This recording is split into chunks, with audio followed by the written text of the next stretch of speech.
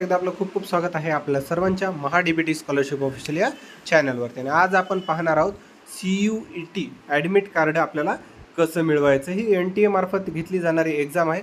त्यासाठी सर्वप्रथम मी इथे csctechmaster.com या वेबसाईटवरती व्हिजिट केलं, इथं तुम्ही पाहू शकता. त्यानंतर इथे आल्याच्यानंतर याच्या संदर्भात हवी असलेली माहिती, जसं की प्रवेशपत्राची तारीख कधीपासून सुरू आहे, ऑफिशियल लिंक, तसेच डाउनलोड करण्याची पद्धत. बघा, सर्वप्रथम आपल्याला NTA.ac.in या वेबसाईटला व्हिजिट करायचं आहे. त्याच्यामध्ये CUET एक्झाम 2025 ॲडमिट कार्ड या लिंकवर क्लिक करायचे. त्यानंतर आपला ॲप्लिकेशन नंबर आणि डेट ऑफ बर्थ एंटर करायची आणि सबमिट या बटनाला क्लिक करायचे.